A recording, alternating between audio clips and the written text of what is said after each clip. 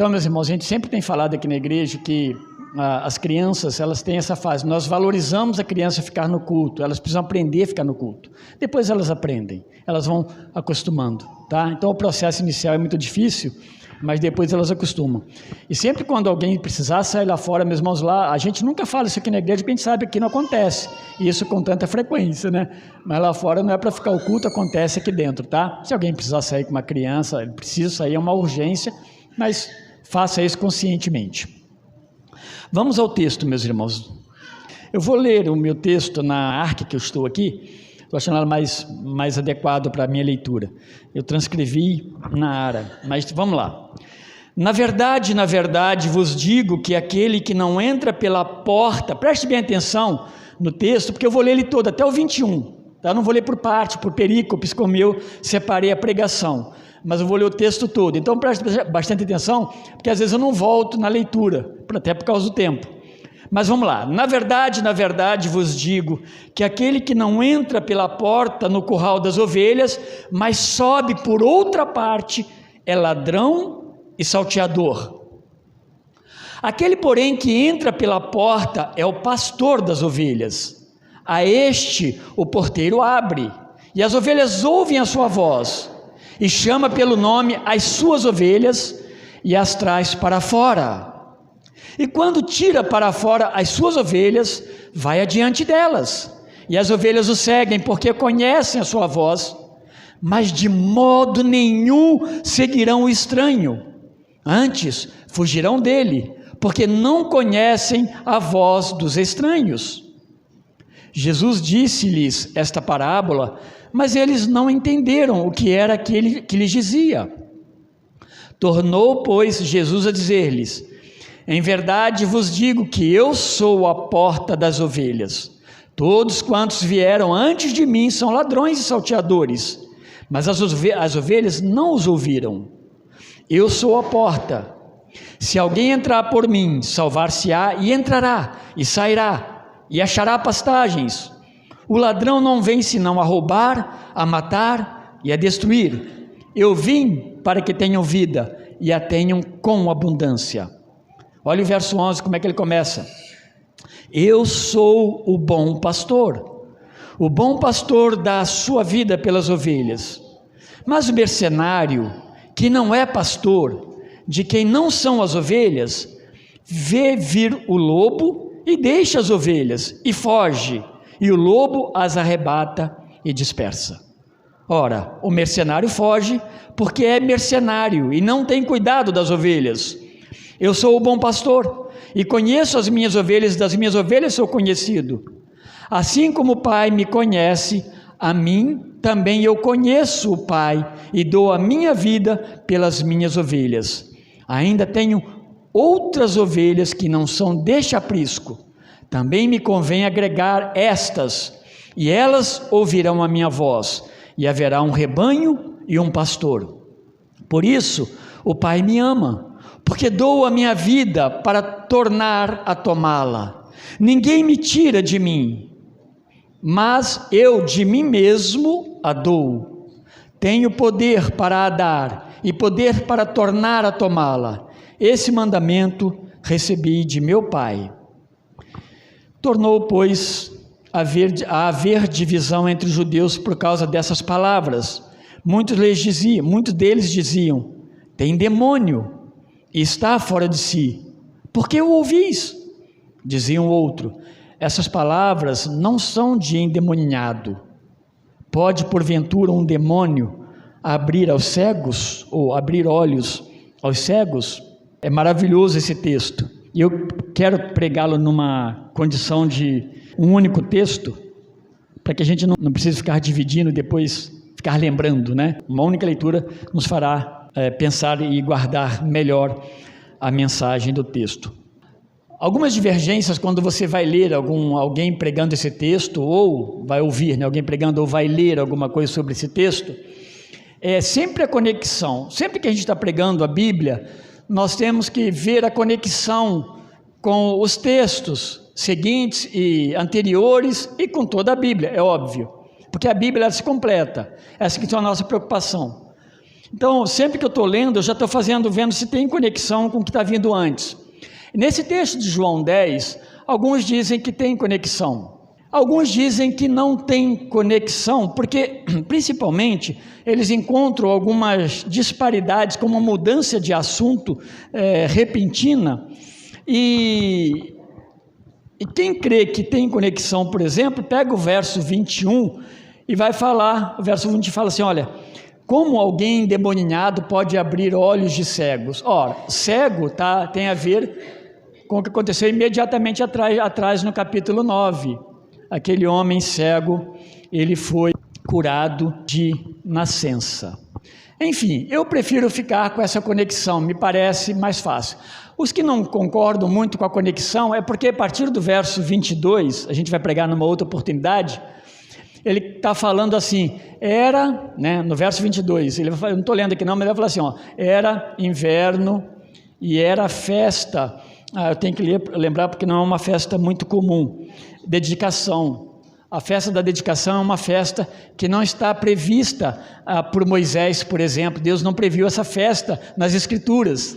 Ela acontece num período em que não havia nem profecia em Israel, no tempo dos Macabeus. E ela não é muito frequentada como a do tabernáculo, por exemplo, que é anterior, porque eles tinham medo de frequentar os dias dessa festa. Essa festa ela representava muito a visão nacionalista do povo judeu. Quando Judas Macabeus, ele expulsou os Seleucidas no ano 168 a.C., expulsou de Jerusalém, e foi uma vitória muito grande para os judeus naqueles dias, porque aqueles homens, eles não só profanaram o templo, na profanação eles mataram um porco e colocaram no altar. Então os judeus se reuniram e expulsaram os seleucidas de lá. Essa festa tem a ver com isso, festa da dedicação está ligado a esse evento. Então ela é uma festa meio nacionalista, e por ser nacionalista, comemorar essa festa nos dias de domínio romano era meio perigoso também, então ela era pouco frequentada.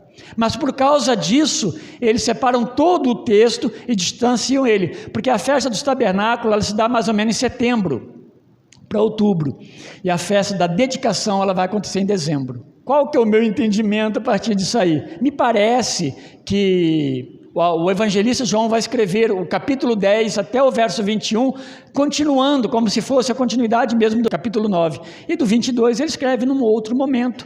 O 22 diante acontece em outro momento e ele escreve para nós na sequência. Aliás, a Bíblia não está dividida como nós dividimos. Nós é que a dividimos como ela está aqui. Capítulos, versículos, dessa forma aqui, tá bom? Então fica fácil então a gente dividir. Eu prefiro então crer que até o verso 21 tem relação sim com o capítulo 9, com aquilo que acontece, com a cura daquele homem cego de uma forma maravilhosa, e aquele homem, ele é aceito e recebido por Jesus Cristo, e ele crê em Jesus. E aí Jesus continua então falando e pregando naquele momento para essas pessoas que ouviam ele. É importante falar isso, porque a gente ouve muitas pregações e ler muito sobre essas coisas, graças a Deus por isso. Pode falar, mas o pastor não falou, ele não fez essa diferenciação. Então, só para vocês se situarem, isso não mexe, para mim pelo menos, não vai mexer de forma muito pesada no contexto, essas possibilidades aí. Jesus, meus irmãos, ele está em Israel, e mais especificamente aqui, ele está ali em Jerusalém, e ele vem enviado por Deus Pai. Ele está cumprindo o ministério dele de redenção de um povo para Deus, não é isso? O povo caído, o povo que está sob a queda, Jesus vem para morrer pelo pecador e reconciliá-lo com o Pai novamente. Nós temos falado muito sobre isso. A pessoa sem Deus, ela está perdida, e não tem como chegar a Deus se não for por meio do Senhor Jesus Cristo. Então ele vem cuidar das suas ovelhas, e aí, meus irmãos, ele vai encontrar então nesse processo um forte ambiente de oposição à sua palavra, à sua pregação, ao seu ministério, à sua pessoa, principalmente porque Jesus se identifica, aqui em João, repetidamente, ele se identifica como filho de Deus, O meu pai, o meu pai, o meu pai. E isso causou um distanciamento e uma revolta enorme daqueles líderes religiosos. Por outro lado, nós vamos ver muito a expressão como pastor de ovelhas. E pastor, meus irmãos, quando Jesus está usando, eu sou, nós vamos chegar nesse texto ainda, mas eu sou o bom pastor. Não é tão simples. Não é de uma forma muito simples e desprezível, né, que a gente passa por esse texto. Quando Jesus está falando que ele é o pastor, ele está se colocando na condição de Deus como pastor. O povo judeu, lá no passado, ele olhava para Deus como pastor. Tem vários textos, e um deles é bem conhecido nosso. Como é que é o Salmo 23? O Senhor é o meu pastor e nada me faltará. Depois outros salmos, Salmo 80, Isaías, e vários textos de Isaías, tá? Mas nós vamos perceber nesse texto também, como eu já falei por causa das crianças, a presença desse ladrão e desse salteador, porque fala de pastor, de ovelhas, né? Uma manada mesmo de ovelhas, mas fala do perigo que elas sofrem pelo ataque dos ladrões, dos salteadores. Ladrão e salteador é uma mesma, eles usam como a igualdade aqui. Mas tem o mercenário também, é aquele que não é ladrão, mas ele não tem amor pelas ovelhas. São as personagens que a gente percebe nesse texto. E quando ele se refere tanto a ladrões quanto a mercenários, a figura que está por trás disso aí, que está representando nessas palavras aqui, são esses fariseus, esses líderes judeus, que tanto como pastor pastoreavam, mas eram mercenários. Eles não entravam pela porta, porque de fato eles estavam roubando as ovelhas não reconheciam a sua voz, elas simplesmente olhavam para eles como líderes, mas não tinham eles como referência.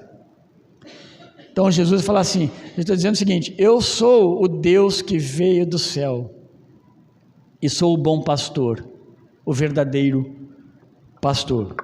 Nesses versos 1 a 5, os irmãos têm os olhos aí presos aos versos, nós deparamos com essas duas primeiras figuras, né, que são bem recorrentes lá no Oriente Médio, que é o pastor e que são as ovelhas. Eles estão convivendo, é muito comum, ainda que quando nós olhamos para as Escrituras e para a história, a figura do pastor sempre foi uma figura marginalizada no meio do povo judeu. A alta classe judaica dos fariseus e dos saduceus não tinha um bom olhar para o pastor, era um pessoal imundo, sujo, impuro, que lidava com certos animais. E aí nós vamos ver Jesus usando essas figuras para fazer a ilustração dele como pastor e também das ovelhas, aquelas que de fato ele chama a salvação, que esse é o significado final que Jesus deseja chegar aqui e chega.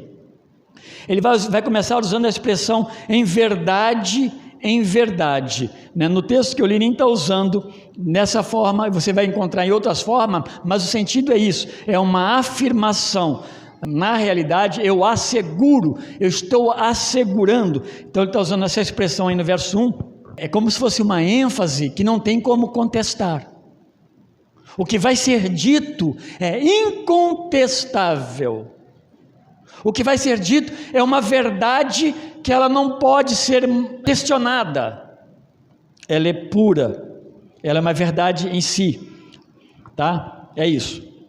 Que fato? Primeira coisa, que os ladrões e esses salteadores, que são sinônimos, o contexto, a ideia de sinônimo, você pode até diferenciar, talvez o ladrão seja alguém mais caseiro, o salteador seja alguém externo, que anda pelas fazendas, tudo bem, mas a ideia no final é que os dois são de fato malfeitores. Ladrão e salteador, por suas próprias características, pelas qualificações que eles têm, eles vão entrar no aprisco. O aprisco é o curral, é o lugar de segurança das ovelhas. Espera-se que seja o lugar de segurança das ovelhas, onde elas estão recolhidas, elas estão sendo cuidadas por alguém, porque tem uma porta que elas passam, elas ficam lá dentro. Alguém toma conta para que elas não saiam, para que também o inimigo não chegue. As ovelhas passam pela porta, mas o ladrão ele entra por qualquer lugar. É isso que Jesus está falando. Ele não passa pela porta das ovelhas. Ele passa por qualquer lugar, menos essa porta de entrada que deveria ser o caminho. Por quê, meus irmãos? Porque eles desejam roubar. Eles desejam matar essas ovelhas. Eles desejam tirar proveito dessas ovelhas para si. Eles não amam essas ovelhas. Eles não são os pastores delas. É alguém que deseja pegar, levar, tomar para si, de alguma forma, tirar proveito daquele rebanho. Eles querem a sua carne, eles querem a sua pele, mas eles jamais vão cuidar dessas ovelhas. Percebam que há uma diferença entre os ladrões, né, os salteadores, e os mercenários. Os mercenários é o empregado, é o trabalhador que é contratado, mas ele também não se importa com a vida das ovelhas. O verso 5 vai falar que eles são estranhos, eles não são bem-vindos àquele grupo. E por isso, meus irmãos, que quando nós falamos de igreja, quando nós falamos do processo de entrada a uma igreja, a igreja é a comunidade dos crentes, a comunidade dos salvos. Não pode ser alguma coisa do meu jeito. Existem umas regras para que haja cuidado, para que haja benefício de fato, precisa-se entrar conforme Deus determina que entre. Então não é a vontade de um líder, não é a vontade da pessoa, e a igreja não pode ser, a igreja onde o rebanho se reúne, não pode ser o que eu quero que ela seja, mas é como o pastor deseja que ela seja. Mas também, da mesma forma, não pode ser contestado que o pastor, por sua vez, ele entra pela porta. Nós percebemos no texto. Se alguém entra pulando os muros, né, as cercas, alguém entra pela porta, e o verso 2 fala isso, que o pastor ele passa pela porta. Ele diz aí que o porteiro, ele fica na entrada e ele percebe o pastor, ele reconhece o pastor e dá acesso ao pastor que cuida das ovelhas, porque ele é conhecido. E é interessante que a sequência vai mostrar uma porção de coisa que chama a nossa atenção. O porteiro reconhece, e elas vão reconhecer também. Esse pastor, ele não age escondido, ele não age no obscuro, ele não age sorrateiramente, ele não tem segundas intenções. E o mais importante é que ocorre uma imediata identificação entre o pastor e aquelas ovelhas que estão ali dentro, se identificam. Lembra que o ladrão e salteador é estranho, mas agora não. O pastor ele passa pela porta, o porteiro o reconhece e as ovelhas então não vê ele como estranho, se identifica, pastor e as suas ovelhas. Elas reconhecem a sua voz. É interessante que era comum haver um curral ou um aprisco enorme, bem grande, e ali agrupava-se muitas ovelhas de vários pastores. Agora você imagina, tudo branquinha, né? Tudo misturado. Como é que separa esse negócio? É desse jeito mesmo que a Bíblia está falando, que Jesus está contando. Fica parecendo para nós que ele está contando uma parábola, tá? Mas tem sentido, isso acontecia no meio do povo, né? Lá no campo. Então ele pode estar ilustrando sim como uma comparação, uma parábola. E aí é interessante que há uma identificação. Elas identificam a voz do pastor. Então cada uma identifica a voz do seu pastor. Se houver 10 pastores, 10 rebanhos misturados, eles vão chegar ali, cada um talvez até junto. E aquele primeiro que chamar, vai chamar as suas 10 ovelhas, suas 20 ovelhas, e elas vão vir e vão acompanhá-lo. Coisas interessantes, Jesus revela para nós nessa relação dele com as suas verdadeiras ovelhas. Ele as conhece também e as chama pelos nomes, e elas iam se apresentando. Branca, peluda, né? Pequena, eu não sei qual é o nome. Ele ia dando para as ovelhas. Imagina que imaginação, né? Mas enfim, ele as conhecia e chamava pelo nome, e elas identificavam ele como o pastor e não era estranho. Então é muito importante o fato de que o pastor ele estava adiante das ovelhas. E eu estava lendo alguém que disse que no Ocidente é muito comum, e eu já vi isso, meus irmãos, não com ovelhas, mas com gado mesmo, eu já presenciei isso, que as ovelhas são conduzidas, mas ele atrás, gritando e tocando, e com os cachorros auxiliando.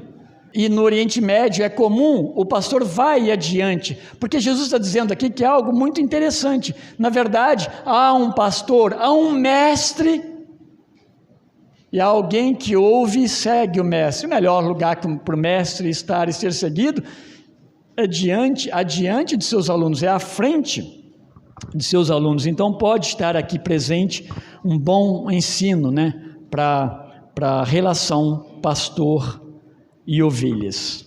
Do verso 6 ao 10, passando um pouquinho mais adiante, por não compreenderem essa comparação ou essa parábola, né, como você acha melhor, Jesus então ele se apresenta como sendo este que cuida das ovelhas.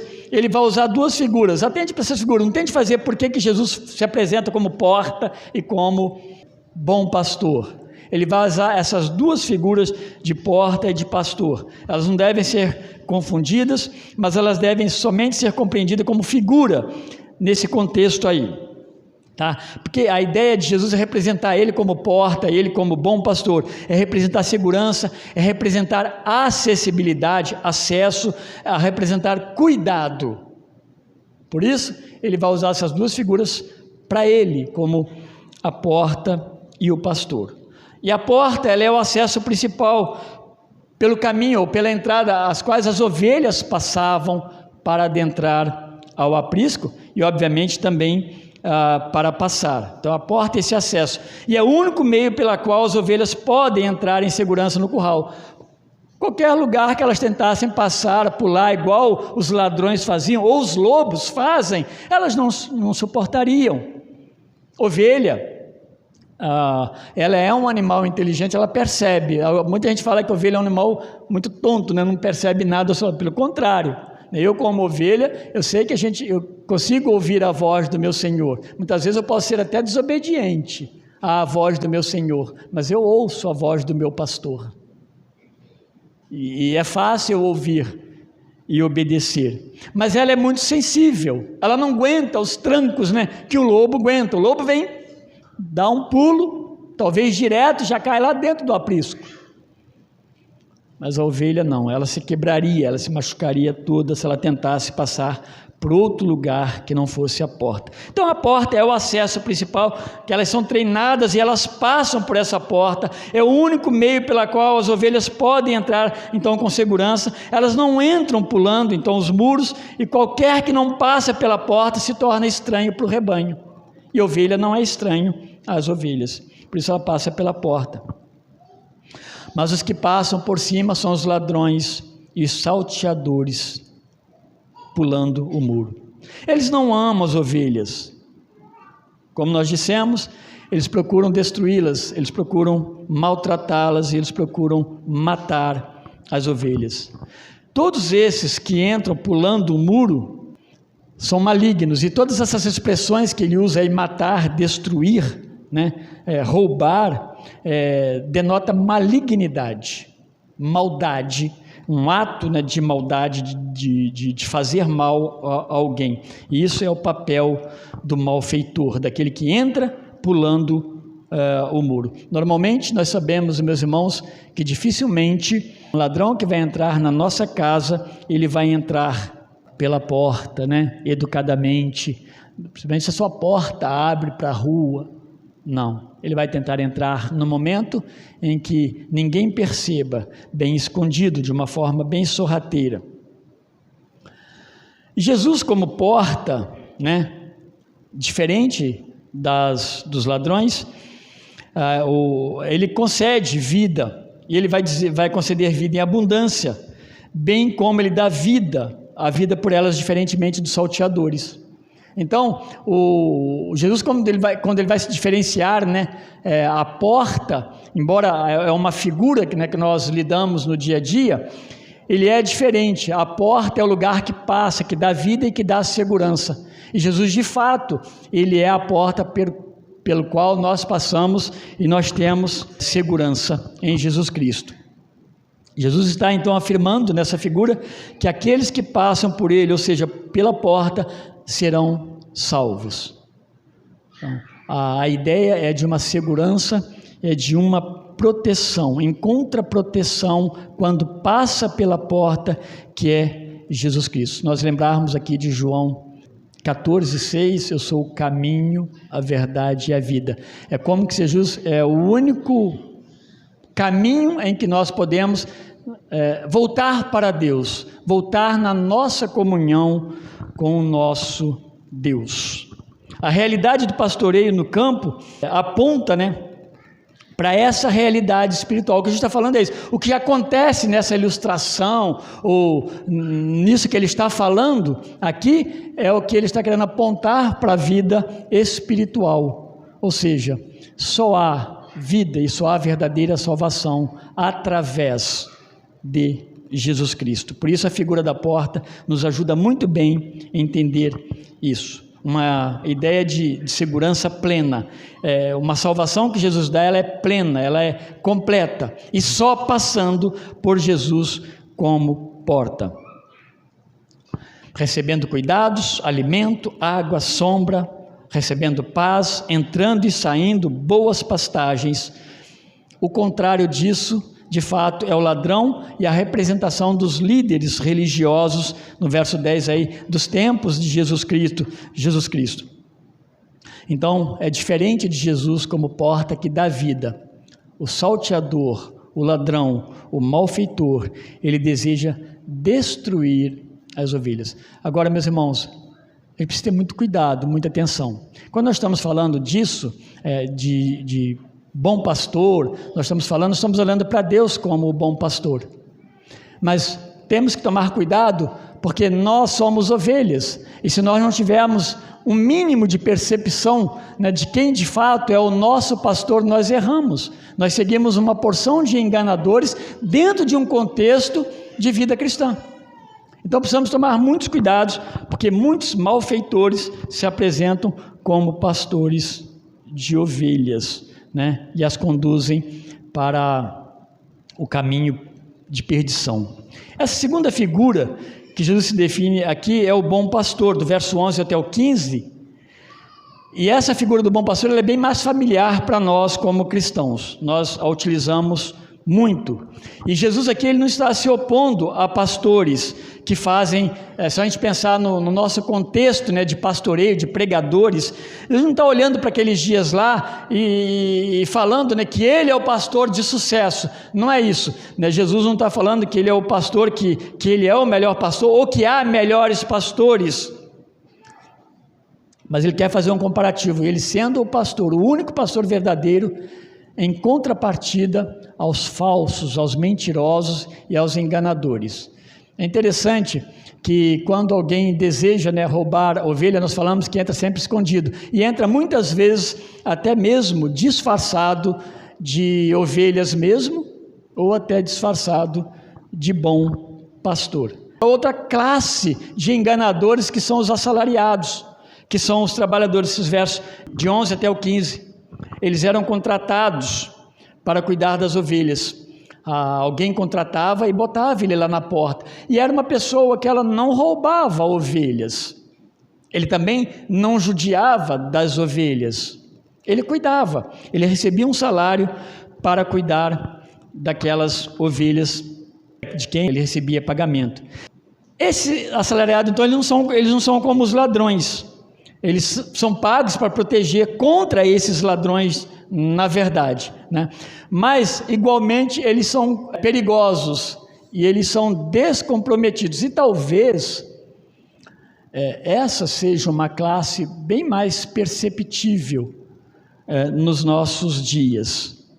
Eles estão ali cuidando das ovelhas, recebem para isso, tiram bastante coisa, por isso que a palavra mercenário aqui, ela seja mais apropriada para esse tipo aqui, em vez de trabalhador, porque ele cuida enquanto tiver pagando o salário, enquanto não tiver um perigo para ele. O dia que aparece um grande perigo, isso o afasta do seu trabalho. Por isso que muitas versões vão trazer mercenário e não trabalhador, porque a ideia de mercenário é a ideia de alguém que visa apenas o lucro e não cuidar. Eles não se importam em conhecer as necessidades daqueles que estão sob seus cuidados. Ou seja, lá tem 100 ovelhas e eu cuido de 100 ovelhas, né? Até o momento em que a minha vida começar a correr risco. Então ele foge do perigo. Quando ele vê chegar os lobos, ele fica com medo, ele foge primeiro, ele sai correndo, ele deixa as ovelhas em apuro, porque ele importa mais consigo mesmo. Esse é o mercenário. Ele não está roubando as ovelhas, mas ele também não está cuidando delas. Ele é um egoísta. Ele é a gente pode chamar de o oposto exato do bom pastor, que cuida das ovelhas, que dá a vida por suas ovelhas. Essa é a enorme diferença, né? Se a gente olhar no contexto aí, o bom pastor, ele conhece as ovelhas, ele vai chamar as ovelhas pelo seu nome, as ovelhas o identificam, elas ouvem a voz do pastor, elas reconhecem o pastor. É interessante que elas obedecem ao chamado do pastor. O pano de fundo, meus irmãos, que está aqui presente, são de fato esses líderes, em contraste a Jesus Cristo como o bom pastor. De fato são aqueles líderes, e Jesus vai usar a expressão que vieram antes de mim. Isso pode ser imediatamente ali, antes dele, pessoas que estão pastoreando esse grupo de judeus, mas conduzindo eles para a perdição. Mas também na própria história de Israel, enquanto existia Deus, o sumo pastor, existiam aqueles que cuidavam das ovelhas, mas para tirar delas todo o proveito possível, levando elas à destruição, à morte, dispersando e não cuidando das suas causas. Quando nós trazemos para a questão, nós humanizamos, né? Nós transformamos as ovelhas para seres humanos. Eles não pastoreavam de fato aquelas ovelhas. Jesus está falando assim: de fato agora chegou o bom pastor diante de vocês. Então esse é o pano de fundo, essas pessoas que estavam ali e não cuidavam delas. Está exatamente na contramão de Jesus, que ele se manifesta aí como bom pastor, porque ele dá a sua vida por suas ovelhas. E é interessante que a vida de Jesus é dada em favor das ovelhas, é sacrifício. Então o bom pastor, ele se sacrifica por suas ovelhas. O ladrão, o salteador, ele sacrifica as ovelhas, porque ele não quer nenhum tipo de sofrimento, ele não se identifica com as suas ovelhas. E esse ato de Jesus, ele vai se efetivar aonde? O que ele está falando como bom pastor, o sacrifício vai se efetivar lá na cruz do Calvário. É na cruz que ele vai dar a vida por suas ovelhas. Ali em Efésios capítulo 5, verso 25, vai afirmar que Cristo, como bom pastor, ele amou a igreja e ele se entregou pela sua igreja. Essas ovelhas que foram constituídas, né, e Jesus trouxe para o seu aprisco, nenhum de nós viemos pelo nosso próprio esforço, pela nossa própria força e por qualquer outra coisa que nós possamos fazer de bom e de agradável. Tão somente foi porque Jesus Cristo, ele foi para a cruz e ele deu a vida, ele foi sacrificado pelas suas ovelhas, para nos levar, né, de volta a Deus. Quando você olha para o capítulo anterior, o verso 37 lá, aquele jovem, a gente pode perceber isso que nós estamos falando quando diante do verdadeiro pastor e daquele que não é pastor, né? O que os líderes fizeram nesse contexto do capítulo 9? Sabe o que eles fizeram com o cego? Eles pegaram e expulsaram ele da sinagoga. E o que Jesus faz logo ali no final? Chega para ele, se apresenta para ele, ele diz assim: mas quem é o Messias? Quem é o Cristo? Para que eu possa crer. E Jesus diz assim: sou eu que falo contigo. Eu creio, Senhor. Jesus recebe. É diferente. Percebam a grande diferença, de fato, do verdadeiro pastor e do pastor que é mercenário e falso. Agora, meus irmãos, é maravilhoso, partindo aí para os versos finais, é maravilhoso como Jesus, à medida que vai ensinando o povo, à medida que ele vai pregando aos seus ouvintes, ele vai ensinando sobre o verdadeiro pastoreio das ovelhas, mas ao mesmo tempo ele vai apontando para si mesmo como esse verdadeiro pastor, como eu disse no começo, semelhante ao próprio Deus do Antigo Testamento. Mas ele vai aumentando o aprisco, porque é normal que as ovelhas vão reproduzindo, crescendo, sendo acrescentadas, elas vão se desenvolvendo, o curral vai aumentando, Jesus vai colocando mais ovelhas dia a dia dentro daquele aprisco, e justamente porque ele não veio para destruí-las, mas para dar vida às ovelhas. Então o rebanho cresce, e é natural que ele vá crescendo, e Jesus vai usar essas expressões nos versos 16 até o 18, né? Ele cuida desse rebanho, ele não destrói esse rebanho, ele diz assim, tenho outras ovelhas que não são deste aprisco. Meus irmãos, isso aí praticamente há unanimidade em olhar para esse texto e associá-lo de fato com a perspectiva de Jesus estar falando ovelhas fora de Israel. Ovelhas fora de Israel. Jesus quebrou toda essa segurança de Israel, que dizia que Deus é o Deus exclusivo deles, e eles não cumpriram a missão de evangelizar e de pregar a palavra de Deus a todo o que crê. Jesus está falando de fato que outras ovelhas virão e serão acrescidas a esse pequeno rebanho, de 12 discípulos, quem sabe depois mais alguns que estavam se convertendo e seguindo Jesus. Ele vai dizer assim, é necessário que ele as conduza também, ele quem? O pastor, ele próprio, Senhor Jesus, conduza essas ovelhas. É interessante, meus irmãos, Deus vai chamar Israel, mas Deus ama o mundo. A expressão que ele usa em João 3,16 nos deixa isso muito claro, porque Deus amou o mundo. Claro, perspectiva de um mundo criado por Deus, todos aqueles que nascem, imagem e semelhança de Deus. Deus ama, e Deus vai trazer por chamamento, por escolha, por eleição, ele vai tirando os seus e vai trazendo e vai formando o rebanho. Atos 2, 47, ele diz o seguinte, dentro daquele contexto da pregação de muitas conversões, ali que Pedro prega, ele termina dizendo que o Senhor acrescentava, dia a dia, os que iam se arrependendo, se convertiam. Deus é quem traz, Jesus salva por meio da cruz, e nós somos reconciliados com Deus por meio de Jesus Cristo. Então Deus ama as pessoas, porque Israel ele amava o seu próximo como sendo somente o judeu que estava perto dele, estava muito próximo dele, era o seu irmão, e o judeu circunciso, se não fosse circuncidado também, ele não era amado. Jesus vai chamar as ovelhas, para o aprisco, vai chamar as ovelhas em todo o mundo. Você pega Romanos, por exemplo, 1,16, é um texto ótimo para a gente ilustrar bem isso aí. Olha o que diz Romanos 1,16.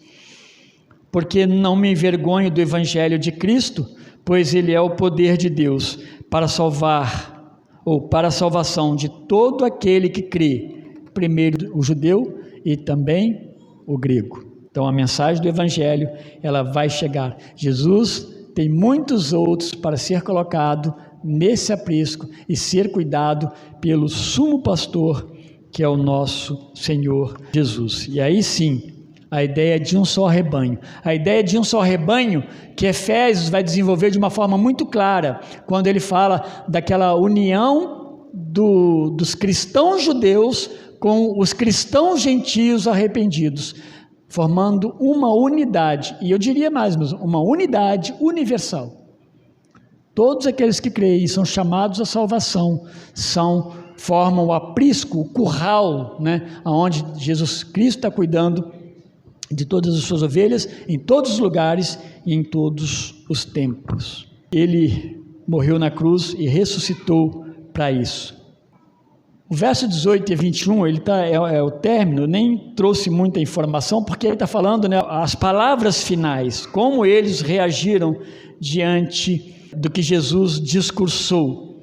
É muito comum, meus irmãos, então, depois desse discurso de Jesus, que alguns creiam e alguns duvidem, né? Alguns fogem da presença dele, alguns querem apedrejá-lo e matá-lo por tudo isso, mas outros creem, e inclusive nós nem sabemos que fé é essa, fé de salvação, mas eles queriam ouvir, pelo menos seguir a Cristo para ouvir um pouco mais. Mas eu quero deixar algumas lições sobre essa questão de Jesus, o nosso pastor, o único que pode salvar, e essa nossa relação com ele. A primeira verdade ou lição e aplicação que a gente pode ter, que Cristo, ele de fato, como porta, ele é a única porta. Talvez haja muitas portas espalhadas por aí, e talvez aqui caiba até uma advertência, né? Quando nós procuramos uma igreja, nós procuramos o quê, de fato? O que nós procuramos? É importante você pensar nisso e responder essa pergunta. O que você, quando você vai numa igreja, o que você quer daquela igreja? Algumas coisas. Muito bem. Isso tem a ver. Cristo, ele é a única porta. E as pessoas precisam, então, conhecer Cristo como essa única porta. Não pode haver diversidades, outras possibilidades para que nós sejamos pastoreados, somente Cristo. Isso tem a ver, de fato, com a igreja. O que a minha igreja me ensina? O que a minha igreja pega? Como é que é a confissão deles? Em que eles creem? O Cristo que eles anunciam salva? Como é que salva? Todos são salvos? Então é importante entender que só há uma única porta, um único pastor. Então ele chama, ele cuida, ele vai adiante, é por quem ele deu a vida, e ele dá vida abundante. O texto nos dá essa demonstração. Outra coisa, cuidado com ladrões e cuidado também com salteadores. Eles sempre chegam escondidos, eles desejam pastorear o coração das pessoas. E aí, meus irmãos, eu não estou defendendo nada pessoal, mas eu ouço muitas coisas também.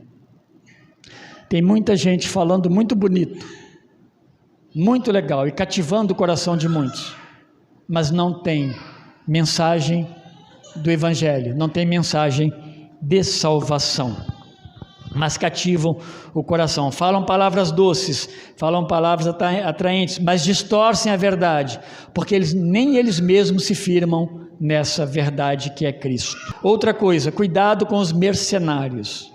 Eles pastoreiam por lucros, eles visam lucro, mas não são pastores, e eles não cuidam, eles não defendem o rebanho, que deve ser o rebanho de Deus. Eles não estão a serviço de Cristo, no sentido de que eles abandonam, eles não cuidam, eles cuidam de si mesmos, eles cuidam da sua própria vida, não tem nenhuma afinidade com o rebanho, e nem com o verdadeiro pastor. É interessante como pessoas se apegam a mercenários e gostam dessa questão. Outra coisa, a intimidade entre o verdadeiro pastor e as ovelhas, elas se assemelham com a intimidade de Cristo. Ele fala no texto isso aí. É parecida com a intimidade de Cristo e Deus. É semelhante à intimidade entre Cristo e as suas ovelhas. É parecido com a mesma relação entre ele e Deus. Há amor, há confiança, há segurança, há respeito e obediência. Jesus diz no verso 28, nós não lemos, mas ele fala assim: eu lhes dou a vida eterna, jamais perecerão, e ninguém as arrebatará da minha mão. E por fim, a história de nossa redenção, ela foi de antemão preparada e executada para o bem daqueles que são chamados para o aprisco do Senhor. Não existe nada esquisito, obscuro, não existe nada duvidoso. Nós somos chamados por Deus de uma forma muito clara, e nós somos aceitos por Deus unicamente por meio de Cristo. Tudo é muito claro, não há obscuridade, não há dúvida. O que Deus nos apresenta, meus irmãos, é muito claro nas Escrituras. Conhecemos Deus, conhecemos Cristo, conhecemos o Espírito, conhecemos o caminho da salvação e somos cuidados. Conhecemos o futuro, que é a vida eterna, a clareza para aqueles que são chamados como ovelhas de Cristo. Não existe então nada obscuro, está revelado de maneira abundante na palavra de Deus. O que nós precisamos é o quê? Ouvir a voz do pastor. Ouvir a voz do pastor. Nós o conhecemos, se nós nos identificamos com ele, precisamos ouvir a sua voz. Porque senão alguém, com certeza, está falando nos nossos ouvidos coisas boas, confortáveis, né? Aparentemente maravilhosas, bem desenhadas, bem atraentes, mas nós precisamos ouvir a voz do nosso pastor, e o nosso pastor é Jesus Cristo. Foi Ele que morreu na cruz pelos nossos pecados. Nosso Deus, nós o amamos e nós o agradecemos, meu Pai, pelo Teu amor. O nosso amor, ó Deus, ele é enraizado no Senhor, ele vem do Senhor. E se nós amamos, é porque o Senhor nos amou primeiramente. Muito obrigado, meu Deus, porque o Senhor é o nosso pastor, é a porta pela qual nós passamos e encontramos salvação plena. O Senhor, ó Deus, cuida, como o pastor cuida de nós, nos sustenta. Colossenses, ó Deus, diz que o Senhor, Pai, cuida de todas as nossas necessidades, tanto espirituais quanto materiais. O Senhor é o Deus provedor, aquele que nos sustenta em tudo e que para nós, ó Deus, preparou o que há de melhor. Nós temos a vida eterna. Muito obrigado, Senhor Deus, obrigado por esse amor, obrigado por ser o nosso pastor. Fala ao nosso coração. E, ó Deus, não permita que o inimigo das nossas almas, o diabo, ó Deus, ele tenha um tempo sequer para falar, ó Deus, aos nossos ouvidos. Que nós ouçamos a Tua palavra, que nós a obedeçamos para o nosso bem, ó Deus, e para a glória do Senhor. Em nome de Jesus Cristo, amém. Deus abençoe a todos. Nós vamos encerrar então com a música. Depois, meus irmãos, estaremos despedindo ali à frente.